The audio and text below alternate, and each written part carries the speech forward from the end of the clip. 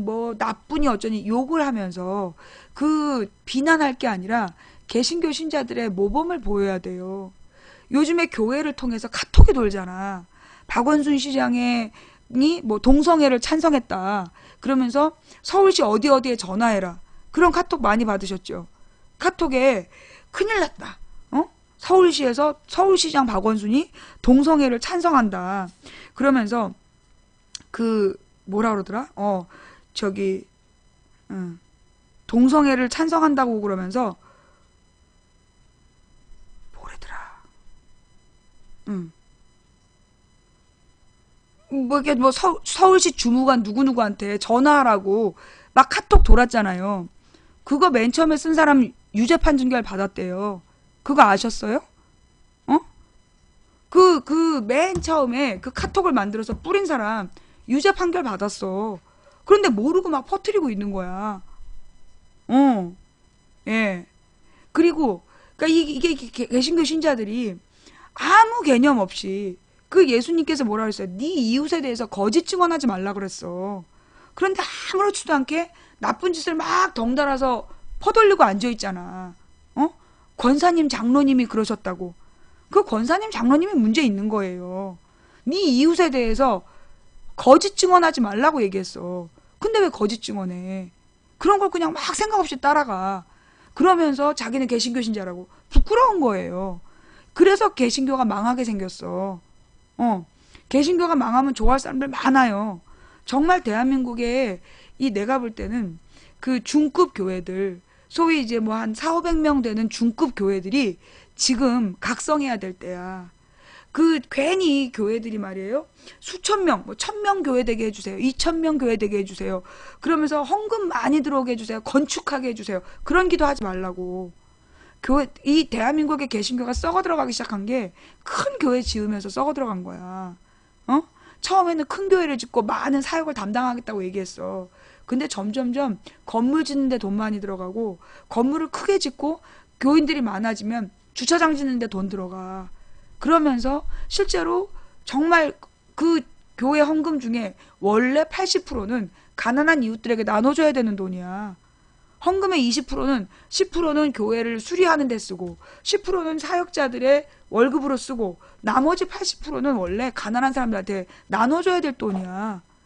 그런데 대한민국의 개신교들이 70%를 건축 헌금으로 쓰고 10% 갖고 생색내잖아. 그러니까 교회가 망하는 거예요.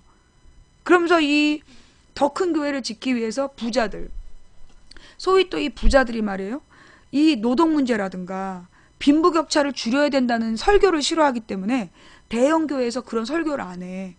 그리고 이명박 박근혜가 분명히 잘못했는데도 비판을 못 해.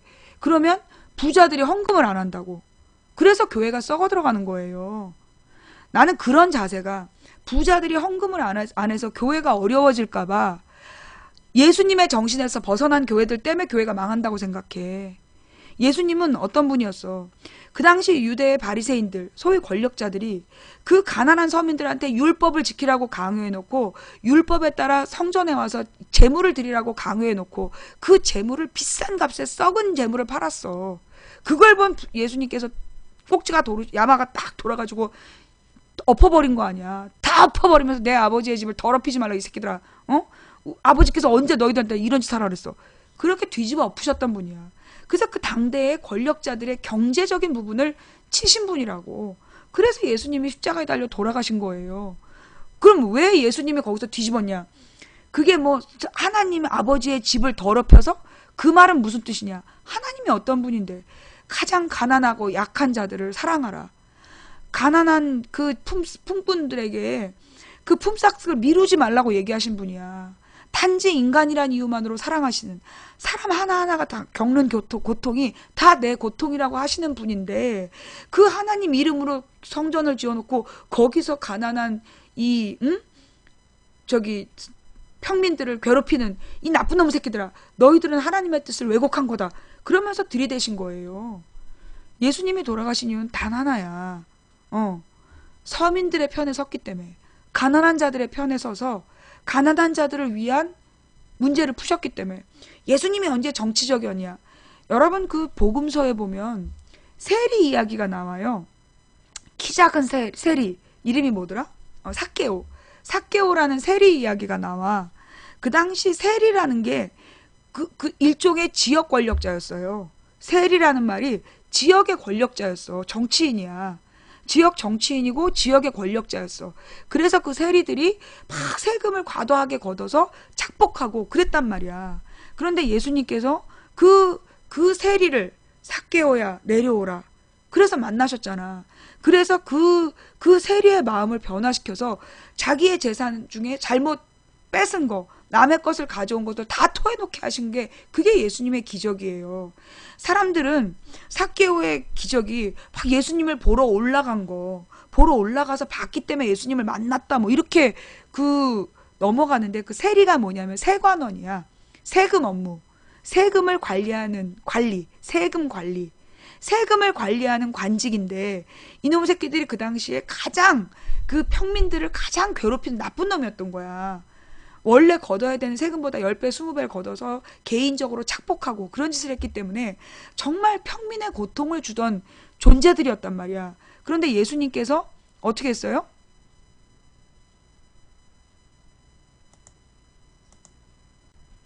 예, 예. 그걸 예수님께서 어떻게 했냐면 불렀잖아. 불러서 얘기했잖아. 그래서 그의 마음을 변화시켰잖아. 그래서 그 세리가 자기가 욕심을 내서 잘못 거둔 재산들, 즉 서민들의 재산을 돌려준 거잖아. 그게 기적이에요. 예수의 기적은 성전에서 왜 가난한 자들을 핍박하느냐. 또 그 세리를 불러서 변화시켜 직접. 그게 예수님이에요. 그런데 한국의 개신교 신자들이 그 관리들이 잘못하고 정부가 잘못했는데 그 잘못한 그 관리 정부에 대해서 비판하지 말래. 그럼 왜 너네는 고추를 달랑달랑 내놓고 김대중 노무현이 빨갱이라고 트럭 타고 돌아다녔어? 모든 권력은 하나님이 세우신 권력이니까 충성해야 된다고. 그러면서 이명박 박근혜를 비판하지 말래. 그럼 왜 너네는 김대중 노무현이 빨갱이라면서 목사라는 이름으로 고추를 내놓고 나체 시위하고 지랄을 했어? 그건 거짓말인 거지. 응? 부자의 권력을 사수하는 정권에는 충성하고 부자의 권력이 아니라 가난한 노동자들의 그 삶에 관심 있는 정권은 빨갱이라고 욕하는 거. 그거는 정말 예수님을 믿는 자세가 아닌 거야.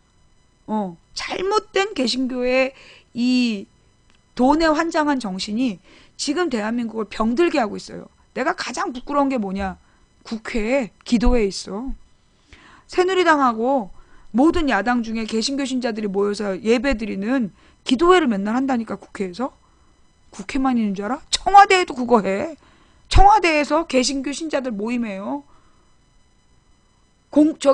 정부종합청사에도 있어. 개신교 신자들이 모여서 기도해요. 더 웃긴 게 뭔지 알아? 판사들도 개신교 신자들이 모여서 기도한다? 법원 직원들 모여서 기도한다? 예배드리고? 그런데 나라 꼴이 이래. 나라 꼴이 이래. 도대체 무슨 기도하는 거야? 정부에서 모여갖고 기도하는 개신교 신자들 도대체 뭐 하고 있는 거야? 오늘 여러분 혹시 믿는 분들 하나님께 기도하세요. 나는 교회 안 다니는데요. 그래도 기도해도 돼요? 네. 교회 안 다니셔도요. 하나님께 기도하면 기도가 들어주셔요. 하나님은. 하나님한테 기도 좀 해주세요. 뭐라고? 그 이번 주에도 모이는 저 법원에서 모이는 판검사들, 응? 판검사 법원 직원들, 국회에서 모이는 국회의원들, 행정부에서 모이는 저 개신교 신자들 그 기도회 할 때 하나님 찾아가서 그 마음에 불을 질러서 그 잘못된 것에 대해서 잘못했다라고 시인하고 바로 잡을 수 있는 용기를 달라고 그렇게 기도들 좀 해주세요. 그래야 대한민국 바로 서요. 우리나라의 특히 이 정권에 이명박 박근혜 정권에 고위 공직자 중에 개신교 신자들이 너무 많아. 이거 정말 부끄러운 일이에요. 이명박 박근혜 정부의 이 부끄러운 짓거리에 침묵하는 그들. 그래놓고 자기네들이 개신교 신자라고 기도해야 한다고. 그럴 자격 없다니까. 개신교? 그리스도인이 이명박 박근혜가 하는 짓에 대해서 침묵한다면 참으로 부끄러운 짓이에요. 그건 예수를 모욕하는 짓이야. 그런 짓 하면 안 되는 거야. 그래서 이 정말 권력자들이 회개하고 정말 하나님의 뜻에 따라서 올바로 그 맡은 바 임무를 다하게 해달라고 우리 믿는 자들이 기도해야 돼요. 이거 되게 중요한 문제입니다. 개인이 똑바로 서야 되고요. 그 다음에 가정이 똑바로 서야 되고요. 종교가 똑바로 서야 돼요. 그래야 사회가 똑바라져요. 그래야 권력이 두려움을 가져요. 종교가 건전하잖아요. 그러면 권력이 썩지 않아요. 역사상 그랬어. 종교가 건전하잖아. 종교가 그 원칙을 지키고 정말 그 종교의 본연의 임무를 다하잖아요. 그럼 권력이 썩지 않아요. 그런데 종교가 권력하고 결탁하면 그 순간부터 사회가 썩어 들어가는 거야. 그러면 이 종교를 썩지 않게 하는 건 뭐냐? 교회를 구성하는 건 사람이야. 가정이야. 각 가정이 똑바로 서야 되는 거야. 그러면 가정을 구성하는 건 뭐야? 나야. 내가 똑바로 서야 돼. 여러분 있잖아요. 우리 집은 안 돼요. 우리 가족은 너무나 말도 안 되는 기가 막힌 인간들이어서 나는 빨리 이 가정을 떠나야 돼요. 라고 생각하시는 분들 계시다라면 모든 변화는 한 사람이 하는 거예요. 가정의 모든 변화는 한 사람부터 시작하는 거야. 그게 무슨 얘기냐? 이 많은 예전에 이제 그 어려움 속에서 믿음 생활을 했던 많은 이제 신앙인들이 정말 내 가족을 전도하게 해달라고 눈물의 기도를 해요. 그러면 하나님께서 뭘 주시느냐 하면 인내심을 줘요. 그래서 막 욕심 사납고 못돼 처먹은 가족들의 모든 만행을 참으면서 본을 보이게 해. 모범을 보이게 해. 그래서 희생하고 헌신하면서 가족을 돌봐. 한 사람이 그렇게 시작하잖아?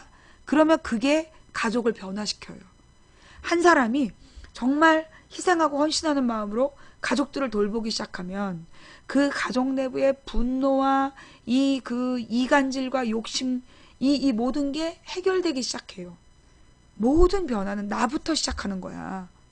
그래서 사회의 거창한 변화를 위해서 혁명 조직을 모으는 것보다 더 어렵지만 중요한 일이 내 자신이 올바른 일을 하려고 맘먹는 거. 그게 중요한 거예요. 우리가 그걸 놓치면 안 돼요. 여러분, 사실 지금 우리 무슨 사회 문제, 그러니까 진보적인 사회운동 한다는 사람들 중에 가정이 불우해.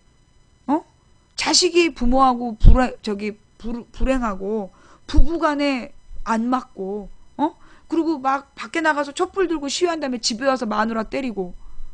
그건 잘못된 거예요. 우리가 사회를 변혁하려고 그런다면서 내가 내 가정에게 아픔이 되고 내가 내 가족 하나도 돌보지 못한다라면 어떻게 사회를 바꿀 수 있겠어? 그래서 우리 그 사회를 바로 세우려는 사람들은 먼저 나를 바로 세우고 가정을 바로 세워야 돼요. 언제까지 그럼 가정을 바로 세워야 되나요? 나의 철학과 내 행동은 똑바로 하는 거야. 집회도 나가고 올바른 댓글도 쓰고 그러나 가족을 가장 우선시해야 돼. 가족들에게 사랑을 표현하고 가족을 위해 희생하고 헌신하고 그것과 더불어야지. 이것만 하고 가족을 우습게 한다. 내가 가장 가슴 아픈 집이 누구냐면 목회자 가정들이야. 많은 목사님들이 정말 성도님들한테 은혜로운 설교를 해놓고 가족이 썩어 있어. 애들이 잘 못 자라. 그거 잘못된 목회 활동이에요. 대한민국의 목회자 중에 굉장히 많은 수가 그래. 그거 잘못된 거야. 사회운동을 하는 사람들도 마찬가지야. 우리가 사회를 바로 세우려면 내가 올바른 일을 해야 되고 내가 올바른 일을 해야 우리 가족이 똑바로 쓰는 거야. 우리 가족, 이 가족은 사회의 세포예요. 가족이 흩어지면, 가정이 무너지면 사회가 무너지는 거야. 그러면 저는 결혼을 못했는데 가정은 어떻게 해야 하나요? 우리는요, 사실 원래 우리 하나님께서 생각하신 가정은 남자와 여자가 만나서 자녀를 많이 낳아서 그게 아름다운 가정의 모습이야. 그런데 사실 요즘에 그 직장에 취업하지 못해서 그 연애하지 못하고 결혼하지 못하는 많은 독신들이 있어. 나는 이 독신들이 어려워도 같이 사는 거, 그것도 가정이라고 생각해요. 독신자들이, 결혼하지 못한 독신자들이 같이 모여 살면서 아프거나 다치거나 실종되거나 그러지 않도록 서로서로 관심 갖고 돌봐주는 거. 나는 그것도 하나의 가정이라고 생각해. 노인과 청년이 한 집에서 살면서 서로 도와주는 거. 그것도 새로운 가정이라고 생각해. 피 한 방울 안 섞여도 나는 가정을 이룰 수 있다고 생각해요. 그게 말이 되냐? 남편과 아내가 피가 섞여 있을까요? 그러면 심각해요. 그렇잖아. 남편과 아내가 가정을 이루는 첫 시작인데 피가 섞여 있으면 막장 불륜 드라마잖아. 배다른 남매? 그잖아. 부부도 남남이야. 남남이 만나서 자녀를 낳아서 이렇게 하나가 되는 거잖아요. 그죠? 예. 그러면 그치만 그건 자녀를 낳기 때문이잖아요. 자녀를 낳고 책임감으로 뭐 가정이 형성되잖아요. 자녀 낳고 이혼들 많이 합디다. 자녀를 낳으면 무조건 책임감이 형성된다고 누가 그럽니까? 전 세계의 부부 중에 절반 이상이 자식 낳아놓고 이혼해요. 자녀를 낳아야 가족이 완성된다? 그것도 뻥이에요. 또, 입양을 통해서 가정을 이루는 경우, 다 남이야. 아내와 남편이 만났는데 피 한 방울 안 통해 애를 못 낳아 입양을 했어. 그래서 행복해. 그러면 그거 다 남남이잖아. 핏줄은 가정의 기본 조건이 아니야. 우리가 그 생각을 해야 돼요. 핏줄이 가정의 기본 조건이라고 생각하면 안 돼. 피 한 방울 안 섞였어도 우리는 가정을 이룰 수 있어요. 가정이 뭐냐? 가정이 뭐냐? 같이 밥 먹는 사람들이야. 왜 우리가 같이 밥 먹어야 되느냐? 여러분 요즘에 그런 얘기 많이 들었죠? 우리나라의 실종자가 1년에 수만 명이다. 그런 얘기 들어봤죠? 현재까지 뭐 몇 년 동안 실종자가 총 몇십만 명이다. 실종자가 수만 명이다. 그런 경우 왜 그러냐? 혼자 독신 가정이 늘어나잖아. 독신 가정이 자꾸 독신 가구가 자꾸 늘어나. 그 독신자가 실종이 돼도 모르는 거야. 이게 보통 납치해 갈 때요. 이 사람 휴대폰 뺏어가지고 직장 상사한테 문자 보낸대잖아. 저 내일부터 회사 못 나가요. 여행 좀 갈게요. 그럼 아무도 찾지를 않는대잖아. 그렇게 실종된 사람이 그렇게 많다는 거야. 그게 뭐야? 같이 밥 먹는 사람이 챙겨주지 않아서 그래. 그래서 우리가 어렵고 힘들더라도 이렇게 우리 요즘 집들이 보면 다 다가구 같잖아요. 다 따로따로. 근데 이게 따로따로 사는 다가구에 살고 있는 사람들이 가령 고시원도 그래. 고시원 식구들끼리도 서로 그게 하나의 가정이 될 수 있어. 방은 따로 쓰지만 밥 먹을 때 인사하고 서로 이렇게 챙겨주고 그게 하나의 가정일 수 있어요. 고시원 한 층이. 그런 것처럼 우리가 가정에 대한 개념을 바꿔서 가까이에 있는 사람을 챙기는 가까이에 있는 사람을 챙기는 그런 우리가 문화를 만들어가는 게 필요해요. 그리고 나를 바로 세운다는 게 뭐냐? 모든 인간에게 친절해야 돼. 우리가 인생을 살아가면서 말이에요. 우리는 권력자하고 싸웁니다. 권력자들하고 싸우지만 이 권력자들하고 싸우는 것만큼 중요한 게 뭐냐? 나보다 약한 사람에게 친절해야 되는 거예요. 나보다 강자가, 권력자가 약자를 괴롭힐 때 우리는 무조건 약자를 위해 싸워야 되는 거야. 그러면서도 필요한 게 뭐냐면 인간에 대한 친절한 자세. 막 촛불 집회한 다음에 모여가지고 막 밥을 먹다가 아니 이 아줌마 도대체 뭐 하는 거야? 이러면 안 된다는 거지. 청소하는 아줌마 함부로 대하고 식당 아줌마 함부로 대하고 그러면 안 된다는 거야. 우리는 모두 을이잖아. 나 같은 을들이 서로 친절하게 모든 인간에게 친절해야 된다. 그런 자세를 우리가 버리지 말아야 돼요. 인간에 대한 예의 이걸 잃지 않는 세상이 돼야 된다. 내가 인간에 대한 예의를 지키고 그 인간에 대한 예의라는 게 뭐예요? 모든 인간에게 못되게 굴기보다 친절하게 대하려고 맘먹는 거. 그 다음에 내 가까운 사람들을 챙기는 거. 그 가까운 사람들이랑 같이 밥 먹으면서 공동체를 형성하는 거. 이 공동체가 건전해지는 거. 그래야 만약에 이 사람이 어느 날 저는요 지금 박근혜하고 맞짱을 뜨러 갑니다. 앞으로 제가 여러분의 식사 시간에 나타나지 않더라도 이해해 주십시오. 그리고 제가 끝까지 잘할 수 있도록 저를 위해 기도해 주십시오라고 한마디 하고 가. 그러면 같이 밥 먹으면서 이 사람이 챙겨준 사람들은 열렬하게 이 사람을 위해 기도할 뿐만 아니라 한두 명은 몰래 뒤따라가요. 많은 분들이 우리 집은 자기가 사회 문제에 대해서 얘기를 해도 엄마 아빠가 귓구녕이 막혔어요. 내 자식이 말을 안 들어요. 남편 아내가 말을 안 들어요. 라고 얘기하잖아요. 그런 분들은 채팅창에 쓰지 마. 부끄러운 거야. 무슨 얘기냐? 내가 내 가까운 사람에, 내가 내 부모에게, 내 자식에게 존경받고 사랑받지 못하니까 내 말이 안 먹히는 거예요. 뭐라고요? 내가 내 부모에게, 내 자식에게 존경받고 사랑받지 못하기 때문에 내 말이 안 먹히는 거야. 내가 신뢰받는 사람이 먼저 돼야 내가 올바른 일을 했을 때 따라주는 거예요. 가족들이 내 말을 무시해요. 무시당할 짓을 하겠지. 아침에 일찍 일어나지도 않고 하루 종일 게임하면서 망치 보는 방송 듣고 몇 마디 아는 말 던지면 어떤 부모가 그 말을 신뢰하겠어? 얘가 맨날 늦잠 자고 추리닝 입고 다니면서 머리는 떡재 갖고 게임만 하던 어느 놈이 어느 날 일어나 갖고 집 청소를 해. 방 청소하고 집 청소하고 그리고 나서 아침 운동 삼아 우유 돌려. 신문 돌리고 우유 돌려. 너 왜 그러냐? 너 왜 그래 이놈아? 어디 아파? 우리 망치 부인님이 내 삶을 바꾸라고 그랬다고. 그러면 부모님이 망치 부인에 대해서 그게 누구야? 그러지 않겠어요? 맨날 있는 돈이면 쫙 옷 사입고 화장품 사고 그냥 눈에다가 금방 그으려고 그러던 딸내미가 어느 날 부모님께 따뜻한 목도리 장갑 갖다 드리면서 부모님께 무슨 선물 자그마한 것도 갖다 내밀어. 너 왜 그래? 어디 아파? 아니 우리 망치 부인님이 부모님한테 잘해야 된다고 그래서. 그러면요 망치 부인이 이런 말 했다는 얘기 할 필요 없어. 다음 순간 부모님의 눈빛은 망치 부인을 거의 교주 보듯 해. 그런 거예요. 남편이 아내가 내가 방송 보는 걸 싫어해요. 망치 부인 방송 본다고 아내한테 막대한 거 아니고요.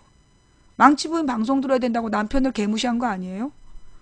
남편에게 정말 아침에 따뜻한 된장국이라도 한 그릇 떠주면서 당신 그냥 빈속에 나가지 말고 당신 어젯밤에 술 많이 먹었는데 이거라도 한 사발 마시고 나가. 이게 좋대. 해봐. 남편이 처음엔 그러겠지. 혹시 독 탔어? 그러겠죠.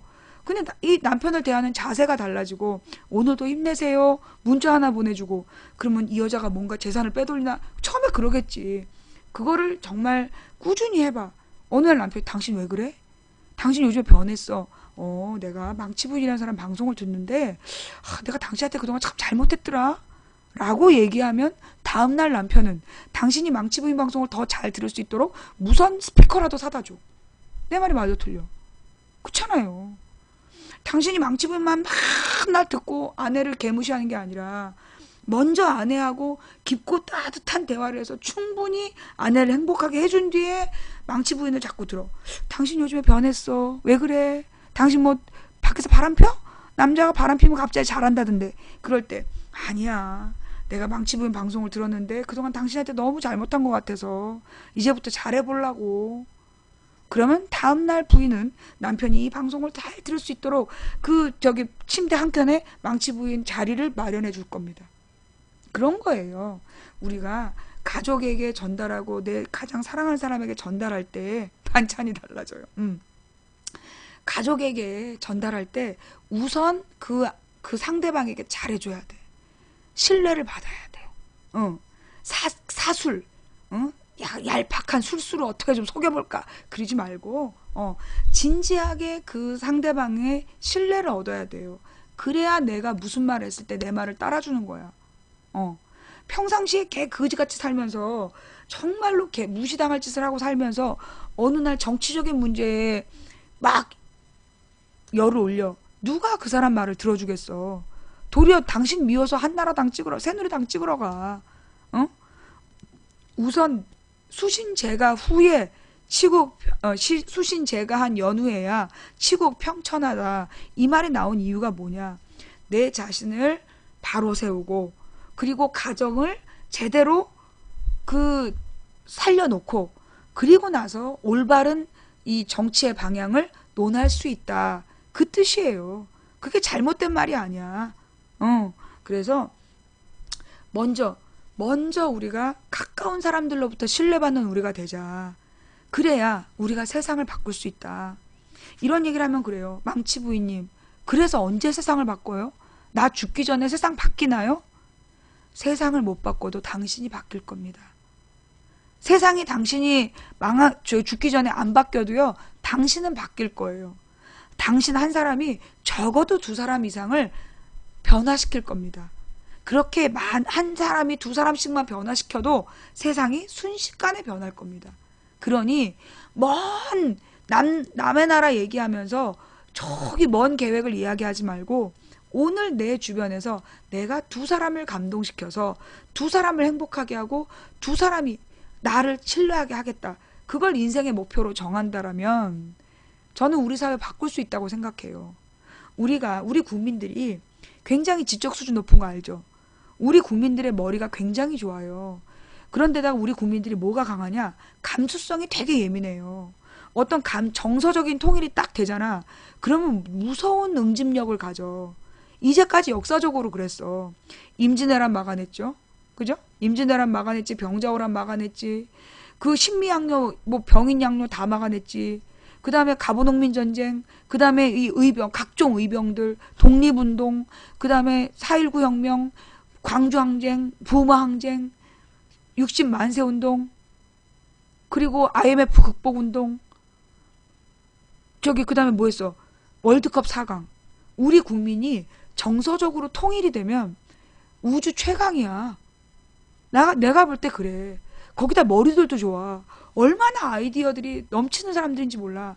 내가 볼 때 전 세계에서 가장 똑똑한 사람들이 나는 우리 민족이라고 생각해. 유태인들은 우리보다 IQ가 높을지 몰라도 그들은 지나치게 탐욕적이야. 그래서 그들은 세계에 정말 적의 모습을 띠고 살고 있는 거야. 그러나 우리 민족은 한 번도 누구를 침략하지 않았어. 기본적으로 평화를 사랑하고 남의 것을 뺏지 않고 그러면서도 약한 사람 편을 들고 그게 우리 기본 정서예요. 그러면서도 우리 것은 반드시 지킨다. 한 번 마음이 뭉치면 무한한 에너지를 내는 게 우리 민족이야. 그런데 지금 우리 민족들이 너무나 오래된 상처로 특히 이 돈, 물질에 이 탐욕의 그 농간에 굉장히 많이 우리의 영혼이 상처받았어. 그래서 모두가 절망해서 나 말고 다. 나는 알지만 다른 사람들은 몰라. 그래서 다 포기하고 있는 거야. 모든 사람이 그래 이건 나 혼자서 이런다고 세상이 변하겠어? 다 그러고 있어. 내가 그게 오늘 느껴진 거예요. 뭐라고요? 당신만 알고 남이 모른다라는 그 오해를 버리세요. 내 옆에 있는 저 사람도 똑같은 생각하고 있어. 나는 뭐가 잘못된지를 아는데 나 혼자서 바꾸기에는 두려워. 저 사람도 나는 뭐가 잘못되는지 알고 있어. 하지만 세상에 누가 이거에 관심 있겠어? 다들 그러고 있다니까요. 무슨 얘기인지 알겠어요? 그래서 우리가 뭘 하면 된다. 네트워크를 복원하면 돼. 관계를 복원하면 된다고. 우리 각자가 다른 사람을 믿어주고 다른 사람을 챙겨주고 그러면서 공감하게 되면 그 공감대가요 무서운 기적을 이뤄요. 나는 그게 하나님의 영이 그렇게 작용하신다고 봐. 우리 그런 지식 채널 2라는 거에 보면 동영상들에 보면 갑자기 어떤 사람이 지하철에 빠졌어. 근데 몇 사람이 갑자기 세 사람이 달려들어서 지하철을 밀기 시작하자 그 자리에서 수백 명이 와서 지하철을 밀어서 사람을 구해낸 이야기. 싫어하잖아요? 왜 그랬을까요? 우리한텐 그런 에너지가 있는 거야. 특히 그 에너지가 우리 민족이 강해. 서양 사람들은 굉장히 개인주의적인데 우리는 굉장히 가족과 주변 사람에 대한 애착 관계에 대한 기대 심리가 있기 때문에 옆에서 누가 뭘 한다 그러면 같이 하려는 게 있어요. 동조하려는 그런 마음이 있는 거야. 그러니 우리가 그 동조하려는 마음을 좋은 방향으로 이끌어 가야 된다는 거죠. 그러면 나는 대한민국이 기적을 창조할 수 있을 거라고 봐. 지금 사실 전 세계는 이 글로벌 기업들의 탐욕에 온 세계가 난도질 당해서요. 정말 전쟁이 아니면 이 글로벌 기업들이 전쟁을 준비하는 것 같아. 내가 볼 때는. 그러면 그 전쟁이 일어나면 전쟁이 일어나면 어떤 일이 발생하느냐? 가장 나약한 사람들, 가장 약한 사람들이 희생을 당해요. 가장 나약하고 그 힘없는 사람들이 희생되는 게 전쟁이야. 왜? 전쟁을 일으킨 새끼들은 누구도 피해보지 않아요. 그거 알죠? 역사적으로 전쟁을 일으킨 놈들은 피해보지 않아요. 언제나 그 전쟁에 반대했던 힘없는 사람들이 죽는 거고 희생당하는 거야. 그래서 우리는 권력자들의 전쟁을 막아야 되는 거야. 그럼 이 권력자들의 전쟁을 막기 위해서 우리가 무엇을 해야 되는가? 이건 우리가 인간성을 회복하는 거야. 가장 근본적인 게 인간성을 회복한다. 인간성을 회복하는 게 뭔데요? 여러분, 인간의 단어가 어떤 뜻인지 알죠? 사람이네, 이 사이간자잖아. 인간이란 존재는 혼자 살 수 있는 사람이 아니야. 꼭 같이 살아야 되고, 인간이란 존재는 사람과 사람이 관계를 맺어야 존재가 완성되는 존재예요. 그래서 우리가 인간성을 회복한다는 건 사람과 사람이 서로서로 존중하고 서로서로 지지해 주면서, 그래서 우리가 공동체를 만드는 거, 그게 인간성을 회복하는 거예요. 그래서 사람이 먼저다란 얘기가 있는 거야. 그래서 끊임없이 쟤네들이 불신감을 심는 거예요. 왜 사기를 치는지 알아? 그리고 왜 사기를 잡지 않는지 알아? 그거 불신감을 조장하는 거야. 왜 조직적으로 거짓말을 유포하는지 알아? 불신감을 조장하는 거야. 99%의 국민이, 여러분 잘 생각해봐요. 99%의 국민이 하나의 생각으로 똘똘 뭉쳐봐. 어떡하겠어. 큰일 나잖아. 쟤네들이 99%의 국민이 이런 마음으로 모두가 인간성을 회복하고 하나하나 우리가 주인이다, 이 나라의 주인이라고 모두가 일어섰어. 그래서 우리가 공동체를 지키기 위해서 단결했어. 그리고 뭔가 긍정적인 방향으로 나아가. 1% 부자들이 어떡할 거야? 99%가 하나가 되면.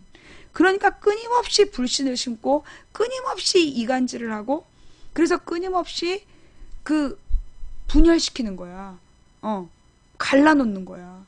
그래야 자기네들이 1%가 99%를 효과적으로 지배할 수 있기 때문에, 우리가 인간성을 회복하고 우리가 공동체를 회복한다는 얘기는요, 그래서 이건 철학적인 문제이기도 하지만 가장 효과적인 투쟁이에요.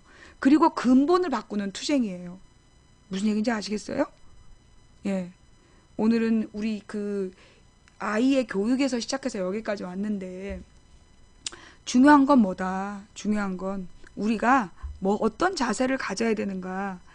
사회 문제 따로 내 삶 따로. 그래서는 우리가 사회를 바꿀 수가 없다. 우리가 사회를 바꾸기 위해서 먼저 내 자신을 개혁해야 돼요. 내 자신이 옳은 일을 해야 돼.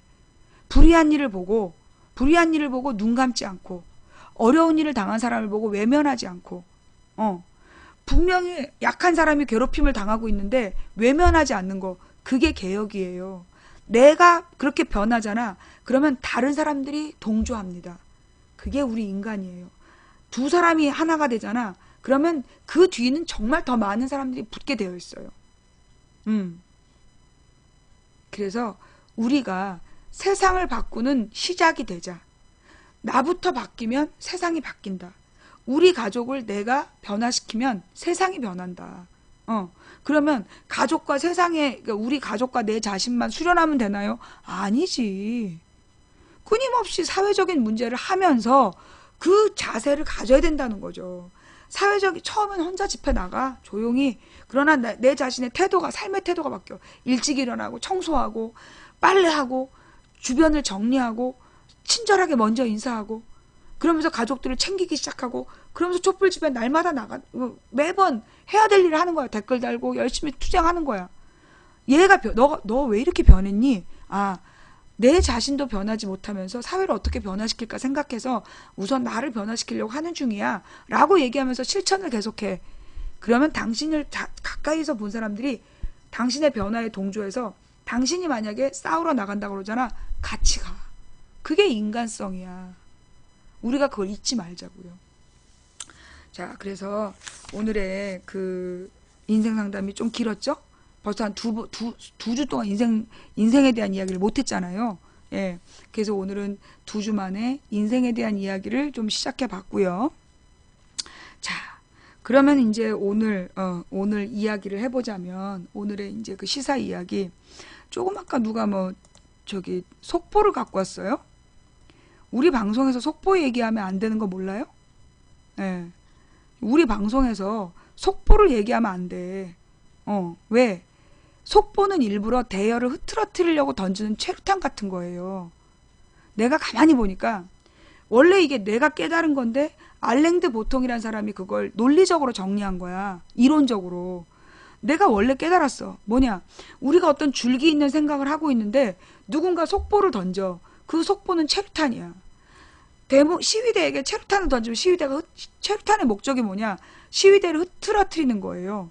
집중하지 못하게 하는 거야. 그게 속보의 목적이야. 그러니 우리가 속보에 대해서는 어떻게 된다 그랬어요? 개무시하라 그랬죠. 속보는 무시하는 거야 원래. 속보에 신경을 쓰는 것 자체가 그거 시간 낭비야.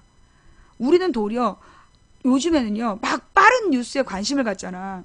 그 빠른 뉴스에 관심 끄세요.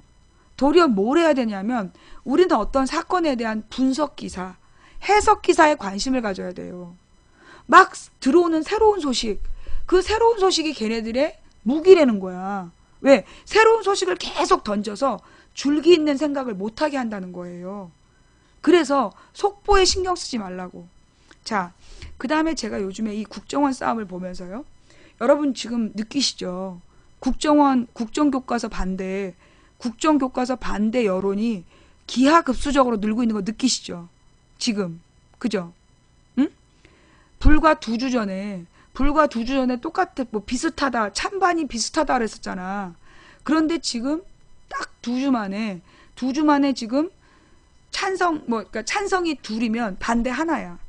그죠? 셋 중에 둘이 반대하고 하나만 찬성해. 지금 그렇게 됐어. 처음에 1.5 대 1.5라 그랬잖아. 지금 2 대 1이야. 근데 내가 볼 때 이 2 대 1이요. 좀 지나면 3 대 1 될 거예요. 4 대 1 될 거고. 계속 늘어날 수밖에 없어. 그런데 이때 아주 교묘하게 퍼지는 의식이 있어. 그래봤자 국정화 할 거다. 여러분 그런 걸 많이 보셨죠? 카페나 게시판에서 우리가 이렇게 반대해봤자 국정화 막을 수 없다. 그런 얘기 들어보셨죠? 그죠? 요게 지금 이번 주, 그러니까 지난주죠. 지난주 중반부터 쫙 퍼지고 있어. 그죠? 쫙 퍼지면서 그래도 국정화 막을 수 없다. 그런 얘기를 자꾸 해요. 이거 의도적으로 뿌리는 거야.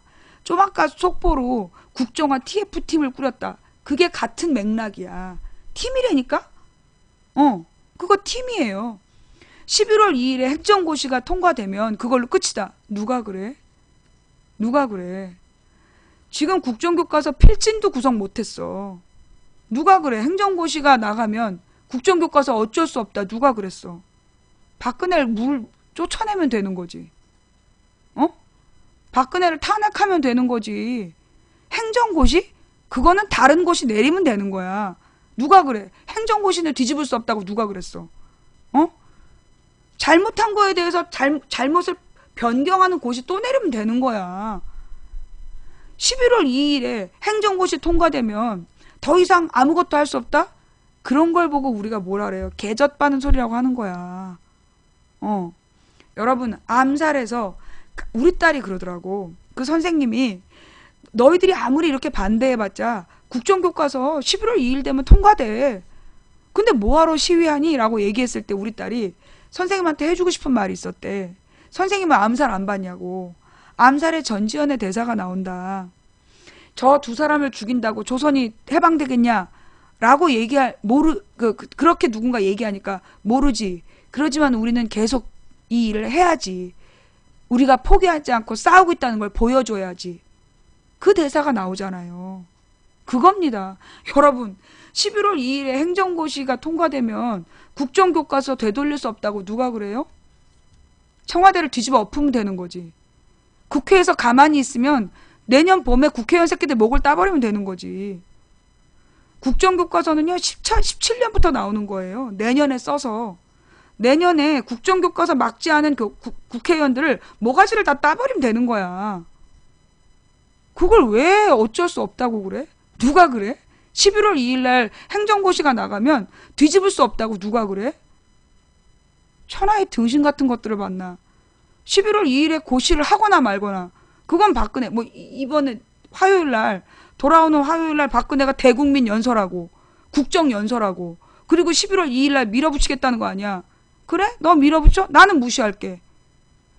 국민 60%가 반대하는데 지가 무시하고 발표했어. 그럼 우리가 할 일은 뭐예요? 그래? 그럼 우리도 너 무시할게. 너 짐 싸. 그런 자세를 가져야 되는 거야. 어? 직원이 사장이 시키는 일 안 하고 막 지 멋대로 다른 사장을 위해서 우리 기업 비밀을 빼돌려. 그럴 때 어쩔 수 없잖아. 지가 하겠다는데. 그러면 그게 사장이냐? 등신이지? 사장이 시키는 일 하라고 월급 주고 뽑아놨는데 이 새끼가 딴짓을 하면 잘라야지. 너 나가. 사표 써. 그래야지. 11월 2일 되면 국정교과서 막을 수 없다. 누가 그래? 아니 내가 지금 생각이 잘못된 거예요? 우리는 11월 2일이고 나발이고 교과서가 나올 때까지 싸우는 거야. 반대하고. 그럼 나오면요. 이 싸움이 끝나나요? 아니. 나온 다음에 폐지시키기 위해 싸우는 거지. 이 싸움은 끝없는 싸움이야. 내 말이 맞아 틀려? 누가 그래? 국정교과서 11월 2일에 행정고시 되면 끝이라고 누가 그랬어? 지랄하지 말라고 그래. 가서 개젖이나 빨으라 그래. 그럼 아마 걔들이 그럴 거야. 야 이 새끼야 너는 내 젖 빨기에도 능력 없어. 꺼져 새끼야. 가서 쥐젖이나 빨아. 그럼 쥐들이 젖 없는데 그러면서 안 줄걸? 웃기지 말라고 그래. 개소리하고 자빠졌어. 누구 맘대로 11월 2일 지나면은 국정교과서는 막을 수가 없대. 이게 말이에요. 5.16 쿠데타하고 똑같은 거예요. 5.16 쿠데타가 일어났을 때 국민들이 거기에 대해서 제대로 반응하지 않았어. 이게 무슨 일이지? 뻥 쪄갖고 지나가다 말았어. 사회주의자들은 야 박근혜가 옛날에 박정희가 옛날에 남노당 당원이었대. 우리 편인가 봐. 공산혁명이 일어나나 봐. 그러다 때를 놓쳤고 민족주의자들은 그 동아일보 조선일보 그 말에 속아 넘어가고 뭐가 옳은지 모르고 길을 잃었고 그래서 어떻게 됐어? 18년 동안 죽어간 사람이 얼마나 많았어. 5월 16일 5.16 쿠데타가 일어났을 때 국민들이 하다가 그 수많은 사람들이 죽었고 지금 그들이 죽음에 대한 보상금을 우리 돈으로 주고 있어. 우리가 이번에 국정교과서에 대해서 어쩔 수 없어 받아들여야 돼 라고 얘기하는 건 5.16 쿠데타랑 똑같은 거예요. 누가 그래? 누가 그래? 막을 수 없다고. 국정교과서를 막을 수 없다고 누가 그래? 박근혜가 기어이 국정교과서를 하겠다라면 박근혜 목을 따라라도 가야지. 박근혜 목을 따서라도 국정교과서 막아야지. 누구 맘대로 국정교과서야. 국민이 다 반대하는데. 대통령은 국민의 뜻에 따라 정치하는 거야. 어디서 감히 국민 60%가 반대하는 국정교과서를 밀어붙여. 청와대에서 방 때려 가야 돼요. 방때 특공대를 꾸려갖고 청와대에서 방 때려 가야 돼. 국정교과서를 내놓는 날 우리는 박근혜 방 때려 가야 돼. 1차적으로 내년 총선에 국회의원들한테 너네 국정교과서 못 막으면 내년에 국물도 없다. 라는 걸 분명히 해야 돼. 국정교과서에 찬성한 새끼들 절대 찍어주지 말아야 돼. 응? 아니 여러분 지금요 박근혜가 노인정 전국에 있는 경로당에 그 난방비하고 뭐 쌀 지원금 357억을 전면 삭감했어요. 돈 없다고. 전면 삭감했어.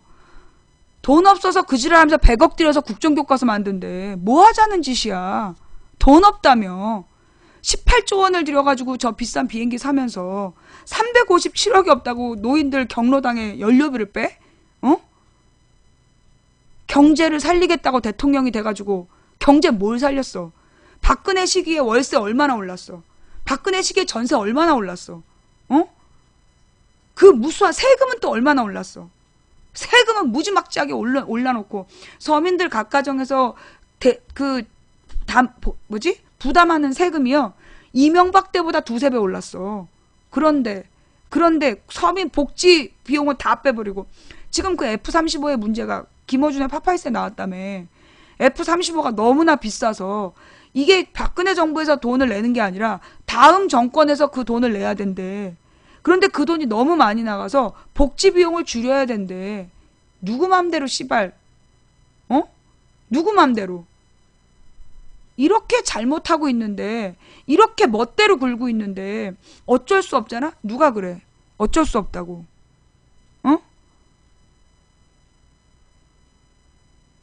어쩔 수 없는 건 없어요. 국민이 어쩔 수 없다고 받아들이면 또 18년 장기 독재 가는 거야. 지금 박근혜가 저기 쓰는 인사들 봐봐. 대부분 70대야. 지금 박근혜는 지가 70대까지 대통령 해먹을 생각이라니까? 우리가 등신이야? 우리가 천치야? 그 꼴을 왜 보고 앉아있어?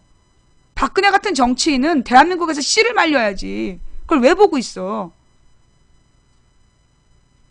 자, 그래서 우리가요. 아니 지금 박근혜가 기어이 국정교과서 진행하는 이유가 뭔데? 그리고 기어이 내년 총선에서 자기 사람을 심으려는 이유가 뭔데?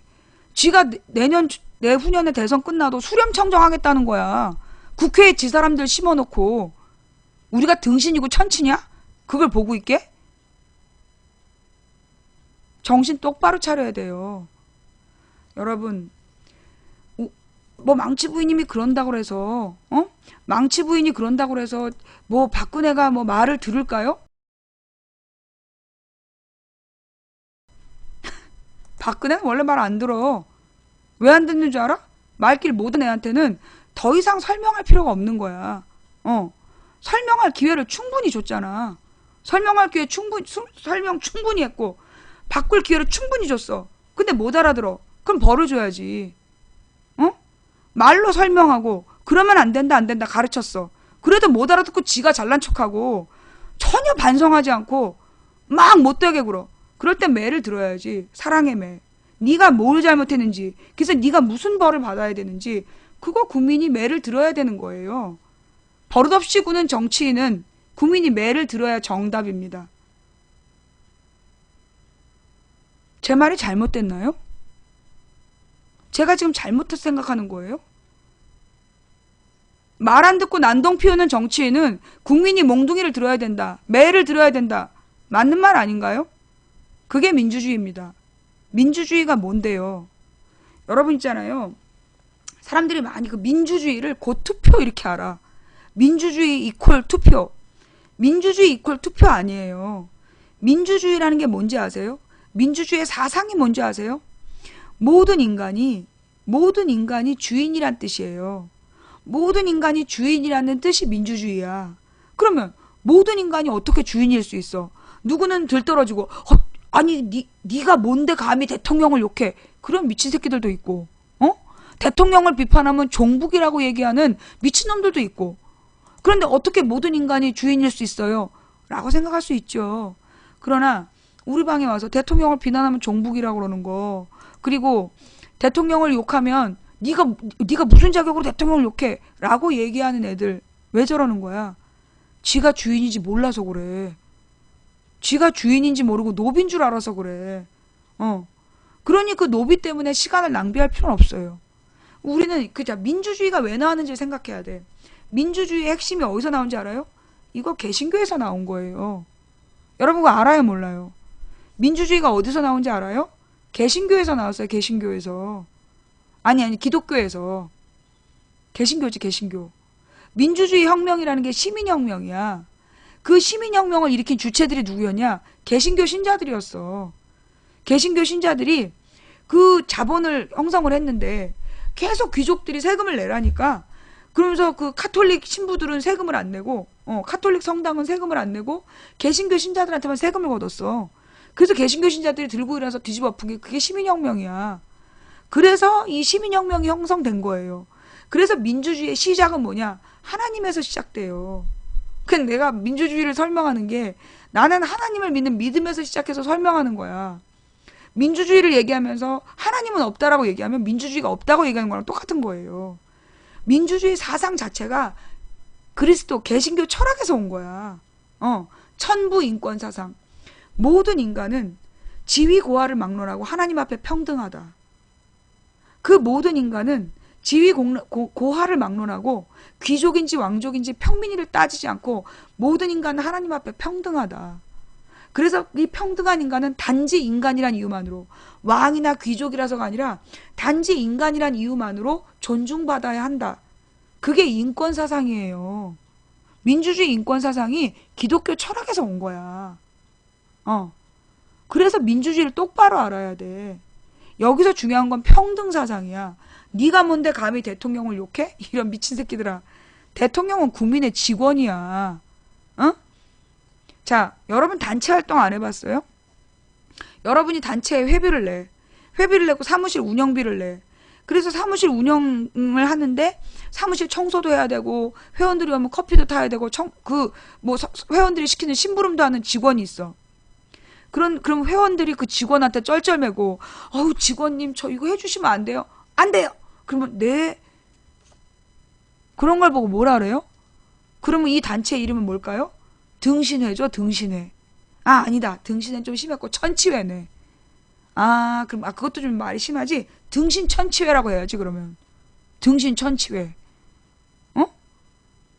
아니 우리가 낸 돈으로 월급 받는 직원이 당연히 회원들한테 해야 될 서비스를 안 하면 그 연놈을 잘라야지. 네가 뭔데 직원님한테 욕을 해? 이런 등신 머저리 천치회를 받나. 대통령은 우리 직원이에요. 국민이 세금 내서 야 나는 직장도 안 다니는데 내가 무슨 세금을 냈냐. 너 돈 한 푼도 안 써? 너 엄마한테 용돈 받아가지고 담배도 사서 피고 소주도 한 잔 마시잖아. 네가 피는 담배에 네가 마시는 소주에 세금 다 내. 네가 새우깡 한 봉지 사가지고 놀이터에서 소주 한 잔 마셨어. 거기도 네가 10% 이상 세금 다 냈어. 어? 담배는 그 뭐야 80%가 세금이야. 어? 네가 담배를 펴서 지금 쟤가 대통령 하는 거야. 근데 왜 네가 그 직원한테 기죽어가지고 어떻게 대통령을 욕하나요? 에라이 등신 머저리 천치 같은 인간아.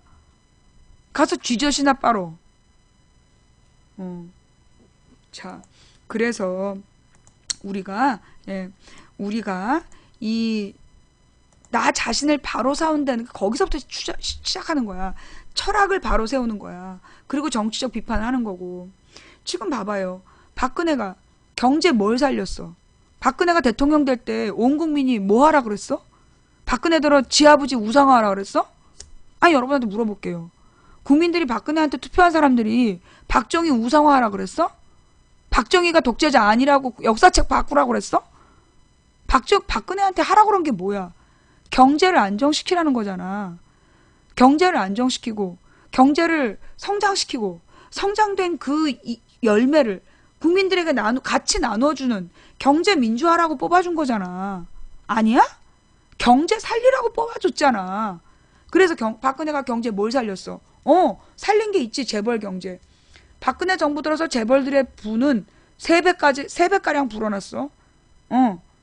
또 그렇지. 살려준 게 있지. 누구? 임대업자. 부동산 투기범들은 경제가 살아났지. 임대업 세금 깎아주고.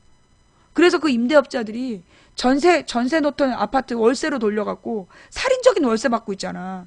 그게 경제를 살린 거야? 거기다가 온갖 어려움을 뚫고 정규직으로 지금까지 살아버틴 이제까지 살아버틴 정규직들한테 월급 반토막 내겠다. 그게 임금 피크제야. 그게 경제 살린 거야? 중소기업 줄줄이 망하고 중소기업 줄줄이 납품가 제대로 못 받는데 그게 경제 살린 거야? 대학생 등록금 반값 됐어? 그래서 뭐 자녀들 무상교육 됐나? 복지 후퇴하고 노동정책 후퇴하고 국민의 일상생활은 피폐해지고 오로지 세금만 늘었는데 그 상황에서 국정교과서 하겠다는 걸 그걸 두고 봐? 우리가 등신머저리 천치가 아니다면은 바로 잡아야지. 지가 뭔데 국민 세금을 갖고 지 멋대로 써가지고 우리 다음 정권의 복지 비용을 왜 그 머저리 같은 비행기에 다 갖다 줘? 그 새끼들 다 사형시켜야지. 교수형이 아니면 무기징역이라도 시켜야 되고 그 새끼들 모든 재산으로 청구권을 청구해야 돼. 박근혜랑 한민구, 김관진 이런 애들한테 그 물어내라고 그래야 돼요. 몇십조 원 물어내라고.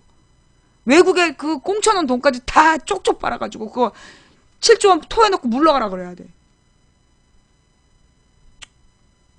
예. 그래서요. 예.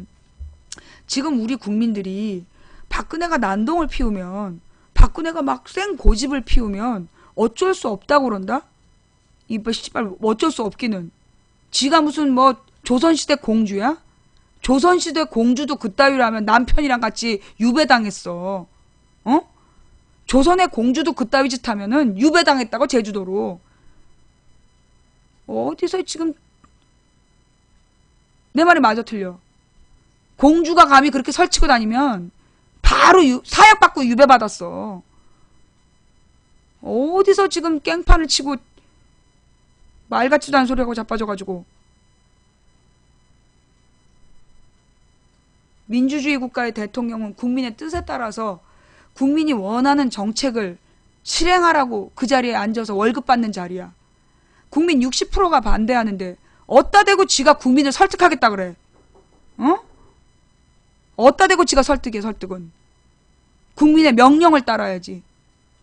27일 날 두고 봅시다. 27일 날 국정연설 나와가지고 국정교과서 밀어붙이겠다 그러면 박근혜 짐 빼러 가야 돼. 박근혜 방 빼러 가는 방빼 특공대를 꾸리고 기어이 국정교과서를 만들어 내놓는 순간 그날 박근혜 짐 싸러 가게 해야 돼.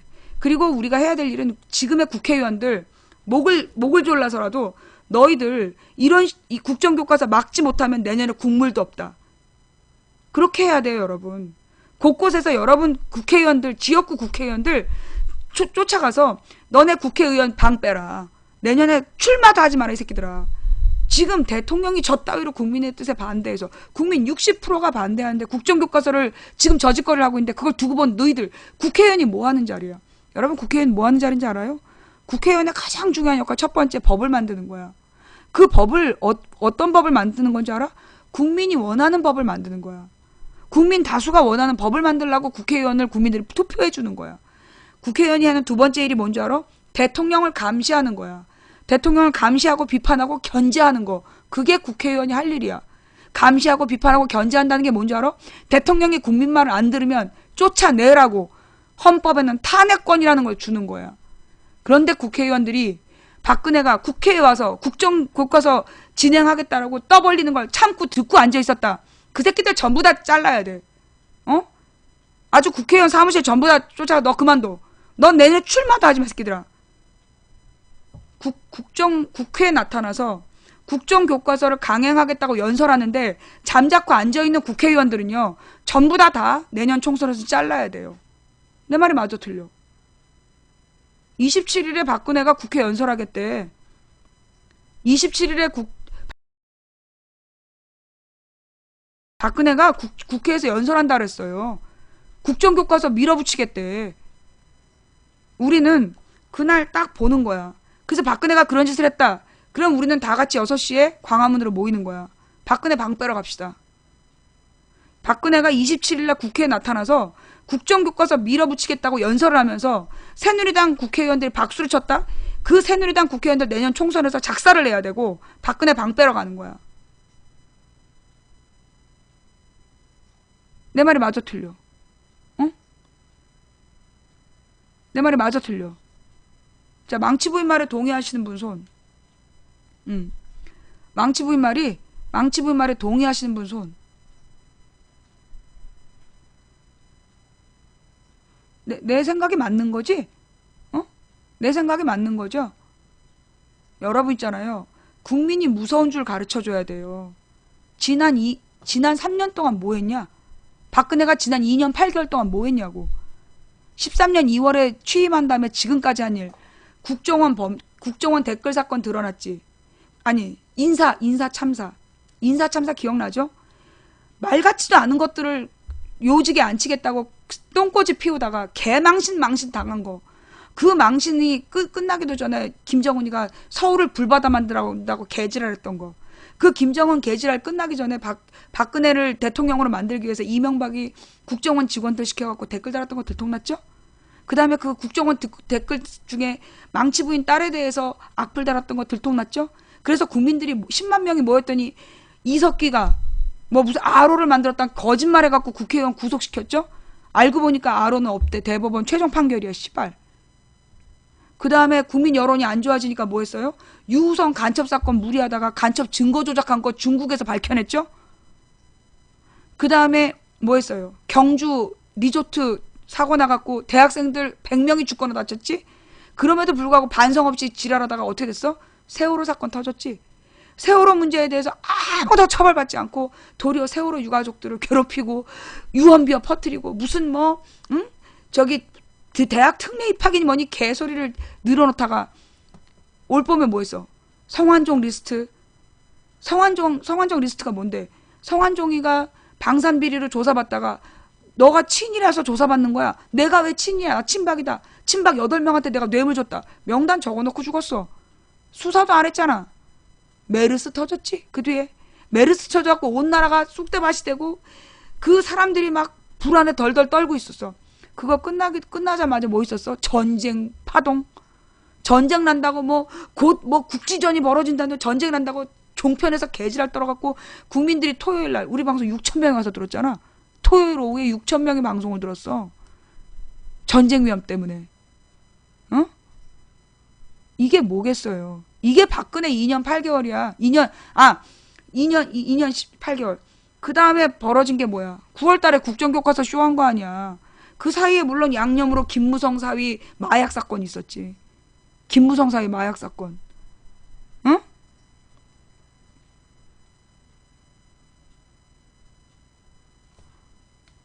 그 의미 없는 얘기를 계속해서 불낼 겁니다. 예. 내 말이 맞아 틀려. 안보 얼마나 떠들면서 안보 얘기했어요? 그래서 그렇게 안보를 철저히 해서 지뢰 사건 터지고, 안보를 그렇게 철저히 하셔가지고 그 지뢰 사건 터져가지고 그 멀쩡한 젊은이 2달 잘리게 하고 잘했어.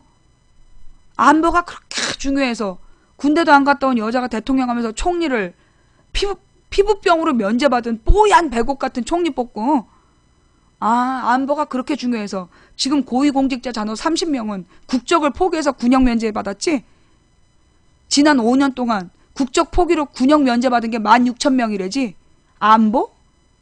그런 애들이 지금 버젓이 국내에 들어다니는데 안보? 지랄하지 말라고 그래. 김관진 노크 기순할 때 국방부 장관 했잖아. 안보? 니네가 안보에 무슨 능력이 있는데. 뻑하면 김정은이 새파랗게 어린 뚱땡이 새끼가 대한민국을 불바다를 만든다는 둥. 하루가 멀다 하고 협박질이고 거기에 제대로 대처도 못하고 중국에 털리고 미국에 털리고 일본한테 개무시당하고 일본에서 북한 땅에 쳐들어간다는데 막지도 못하고 숨겼다가 들통나니까 거짓말하고 거짓말한 것까지 들통나고. 이게 지금 우리 국민이 그동안 참을 만큼 참았어. 아니 여러분 제 말이 맞아요 틀려요? 그동안 그러면 대통령이 잘한 거 있잖아요. 국제적으로 다니면서 나라의 위상을 드높였잖아요. 나라의 위상을 드높여가지고 시진핑이랑 사진 찍자는데 왔다 갔다 하면서 개망신 떨고 그 CCTV에 그대로 올라가 있고 오바마랑 둘이 서가지고 그 기자회견 하는데 해마다 질문에 답을 못해갖고 멍하고 앉아있고 런던에 가가지고는 한복 입고 철바닥 주저앉는 바람에 한복의 위험성 알리고 오고 다보스 포럼에 가갖고 영어로 연설해놓고 영어 잘하는 척하더니 질문을 못 알아듣고 개소리 뻘소리 뻑뻑 하다가 개망신 당하고 무슨 아니 얼만큼 더 참아야 되냐? 그렇지. 뉴욕 아니야 워싱턴이야. 뉴욕 아니야. 워싱턴에서 바로 워싱턴 백악관 맞은편에 있는 W 호텔에서 어떻게 돼 있냐면 여러분 이게 워싱턴 백악관이야. 백악관이고 이렇게 큰 길이 있어. 큰 길에 이만큼 있는 게 W 호텔이에요. 워싱턴 보이는 호텔이야. 그 호텔에서 빤스 벗고 설치다가 개망신 당한 게 그게 박근혜가 기어이 앉힌 대변인 아니야. 이런 망신을요 얼만큼 더 당해야 되냐고. 여러분 그거 아시죠? 박근혜가 띄운 반기문이 사무총장으로 있는 유엔의 권고사항으로 베트남에서 국정교과서 폐지한 거. 유엔의 권고사항이 국정교과서 폐지라고. 어디서 저지랄이야 지금. 국민이 무슨 똥 묻은 쓰레기로 보여? 똥 묻은 휴지로 보여? 아니면 지렁이로 보여? 막 밟아도 되는 거야 지금? 일어서야 돼요. 이 국민들이요 27일 날 보자고요. 27일 날 지켜보자고. 이것들이 뭐라고 그러는지.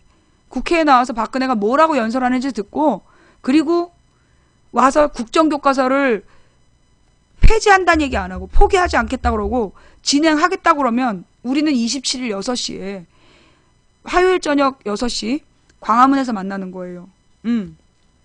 자, 박근혜가 27일 날 국회에 나타나서 27일 날 국회에 나타나서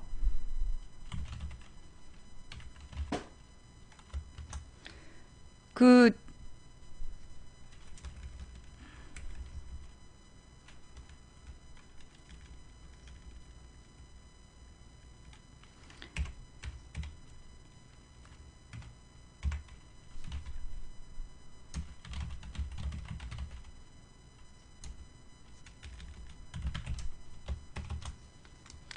(27일) 날 저녁 6시에 국회에 와서 기어이 국정교과서를 진행하겠다라고 얘기하면 우리 국민들 다 모여야 돼요. 예.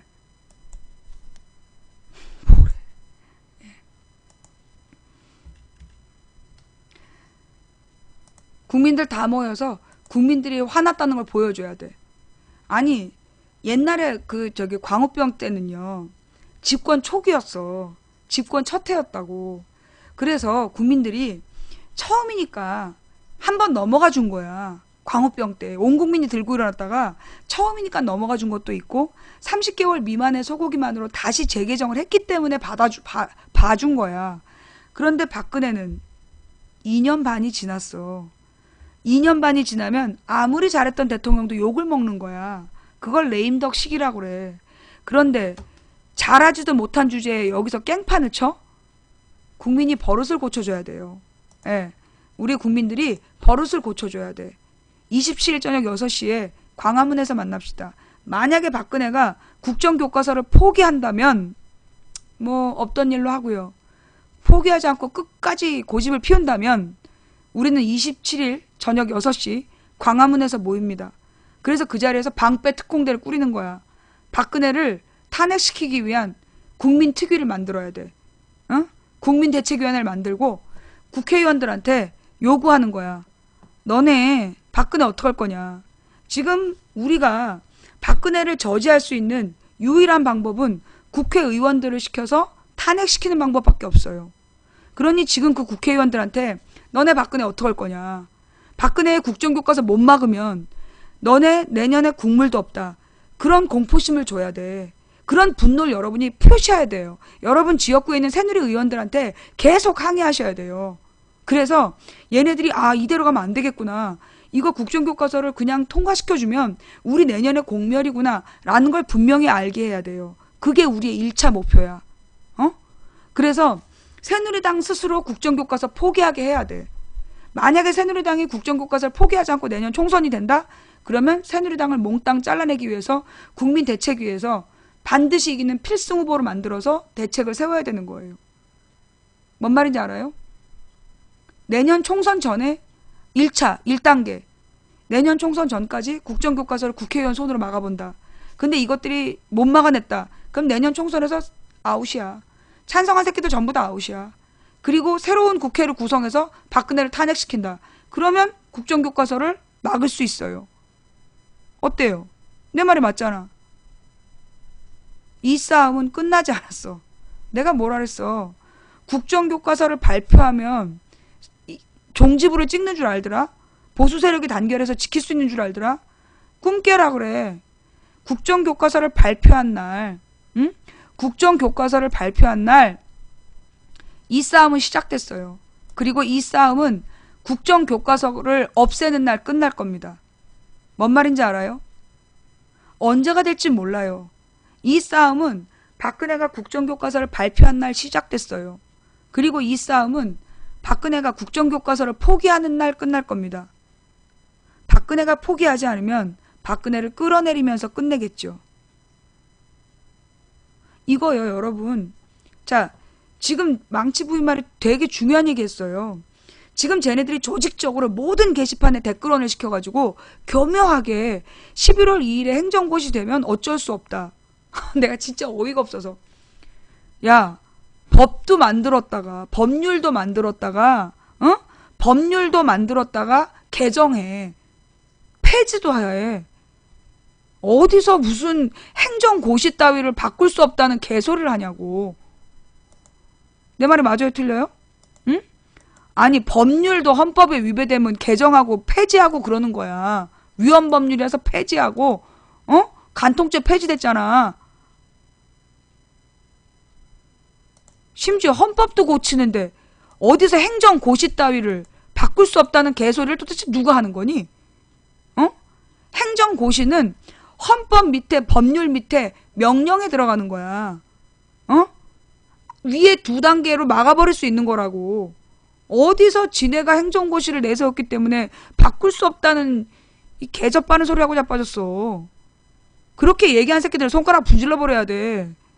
그렇게 게시판에 글 쓴 새끼들 손가락 분질러 버리고 그렇게 떠든 새끼들 아가리 찢어버려야 된다고.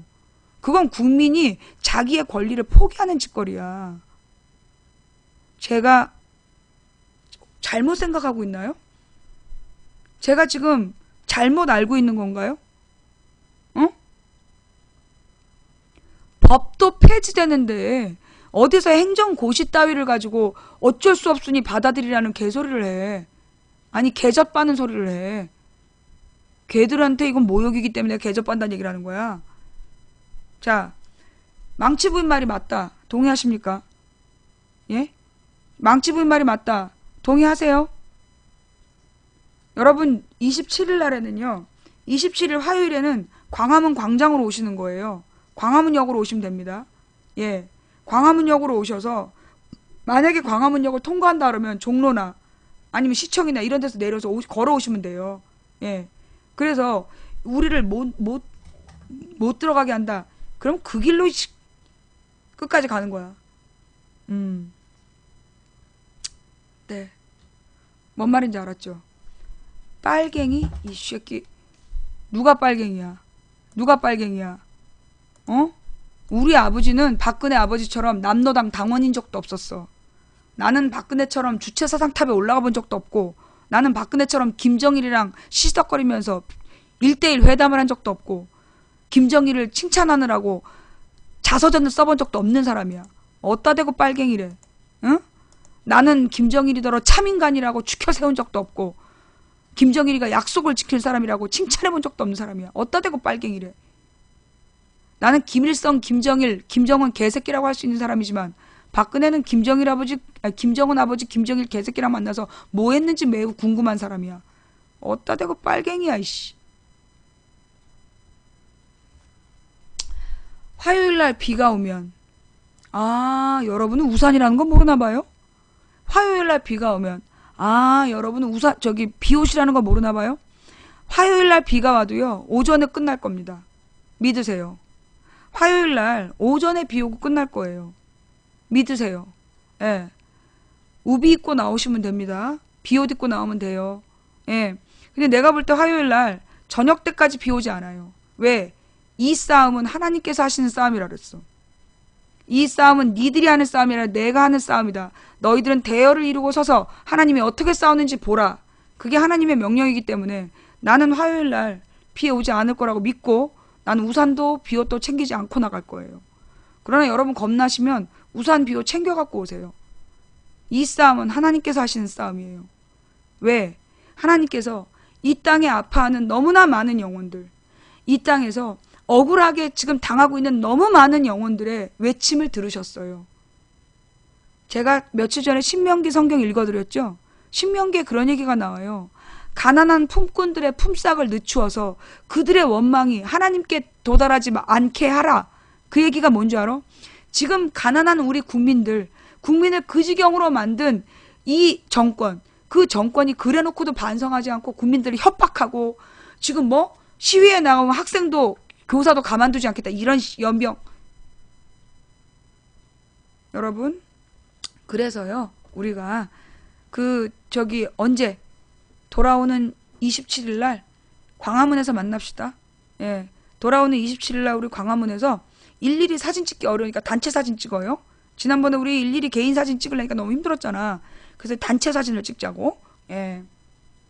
자, 그래서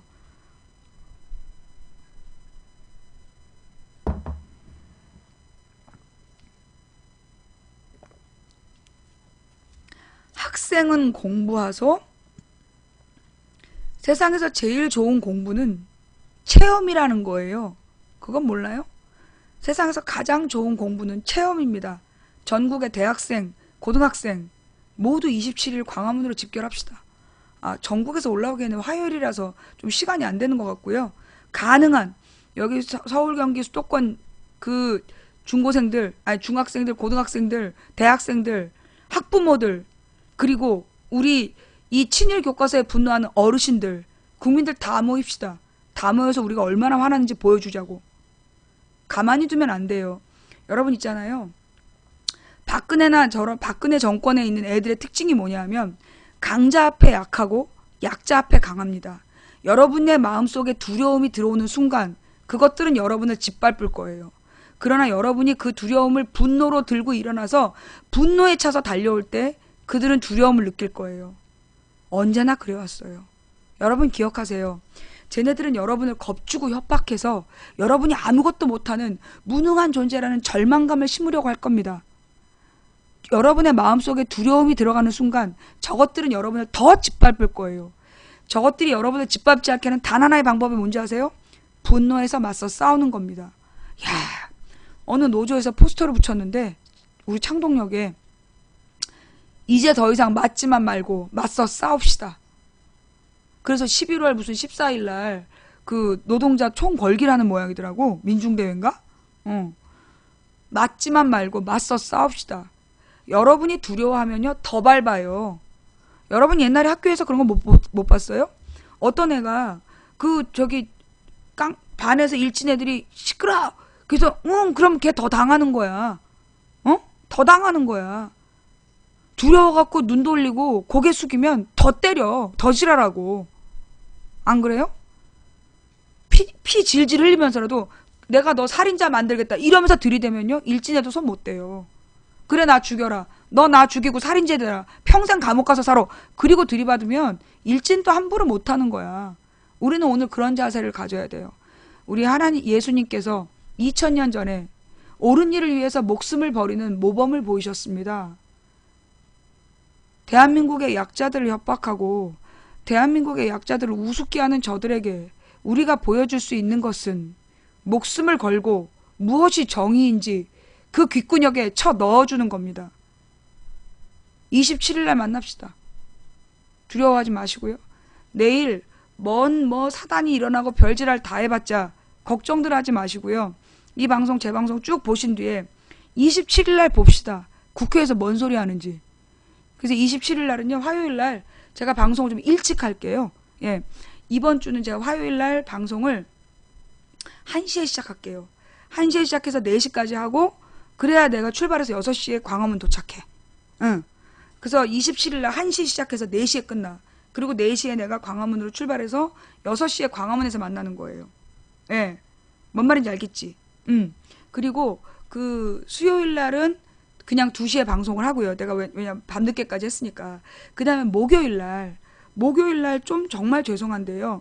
우리 조카가 목사 안수를 받는 날이에요. 조카가 목사 안수를 받는 날이라서 제가 그 너무나 사랑하는 우리의 조카의 그 목사 안수를 정말 참가하고 싶어요. 그 예배를 참가하고 싶어서 그날을 하루는 방송을 죄송하지만 12시에 할게요. 12시에 해서 2시까지. 목요일은 12시부터 2시까지 2시간 하고 그리고 제가 출발해서 가야 될 것 같아요. 그러니까 목요일도 제가 2시간 방송을 합니다. 아예 지금 이번 주가 조금 헷갈리니까 다 12시 해버려? 이번 주 방송을 그냥 다 12시 해버릴까? 화요일 12시, 수요일 12시, 목요일 12시, 3시간씩. 목요일만 2시간. 이번 주는, 예, 아니, 12시는 점심시간이라. 12시가 점심시간이라, 그건 좀 아닌 것 같아. 일단, 1시로 쭉 통일하고, 1시로 쭉 통일하고, 이번 주는 1시. 이번 주는 1시로 쭉 통일하고, 비상이야. 국정교과서의 총력전이에요. 이제 진짜 싸움이 시작됐어. 1단계 싸움이 시작됐기 때문에 1시에 쭉 방송을 하고요. 29일 목요일만 12시. 오케이? 이번 주는 그러니까 화수 목금 1시에 쭉 시작하는데 목요일만 12시에 시작해서 2시에 끝. 이해가 되세요? 예, 양해 부탁드릴게요. 자꾸 개인적인 사정으로 방송 시간을 변경해서 대단히 죄송합니다. 예. 오늘 방송 제가 좀 여러 가지로 막 그 격정이 타올라서 예, 이게 좀 분위기가 좀 살벌했죠. 예, 분위기가 살벌해서 여러분들 좀 힘드셨다면 대단히 죄송합니다. 오늘 방송 어떠셨어요? 예, 그 고민 상담이라고 몇 개 들어왔는데 어, 내가 해줄 수 있는 상담이 없었어. 어, 내가 해줄 수 있는 상담이 없고 연애 상담이 아니라서 별 관심이 안 갔어요. 예, 자, 어, 오늘 방송 어떻게 보셨는지 모르겠습니다. 볼만 하셨다면 추천 부탁드리고요. 예, 오늘 방송 앞부분 못 들었다 싶으신 분들은 지금부터 제 방송 보시면 됩니다. 그리고 사실 오늘 이 방송의 목적은 우리가 왜 싸워야 하는가에 대한 이야기입니다. 제가 이제 이번 주부터는 근본을 바로잡겠다. 그래서 철학적인 이야기, 예, 그리고 그 금요일 날 그 망치 부인의 대충 근현대사, 망치 부인의 야매 근현대사 방송을 하고 반응이 굉장히 폭발적이었어요. 많은 분들이 그동안 다 알고 있었던 얘기인데 그 내용들이 하나의 맥으로 쭉 연결돼가지고 너무너무 고마웠다. 그런 말씀들을 많이 하시더라고요. 앞으로 자주 하려고요. 예. 앞으로 한국 근현대사에 대한 이야기를 시간 날 때마다 자주자주 하려고요. 오마이TV에서 긴급 생중계를 해요? 무슨 내용인데요? 오마이TV에서 긴급 생중계 뭐 하고 있죠? 예. 좋은 내용인가요? 예. 오마이TV에서 긴급 생중계를 한다니까 무슨 내용인지 잘 모르겠어. 오늘 함께 해주신 모든 분들께 감사드립니다. 방송이 늦게 시작됐는데 예, 달려와 주셔서 처음부터 끝까지 자리해 주신 모든 분들께 감사드리고요. 오늘 후원해 주신 한 분 한 분께 진심으로 감사를 드립니다. 그리고 오늘 추천해 주신 총 1953분께 진심으로 감사를 드립니다. 예, 그리고 오늘 이 방송을 녹화 떠서 유튜브에 올려주시는 참세상님, 여비곰님, 풍행국님 수고하셨습니다. 감사합니다. 예, 여러분들 모두 감사드려요. 특히 후원해주신 분들께 일일이 감사 인사 못 드린 점 정말 죄송합니다. 그래도 양해를 부탁드리고요.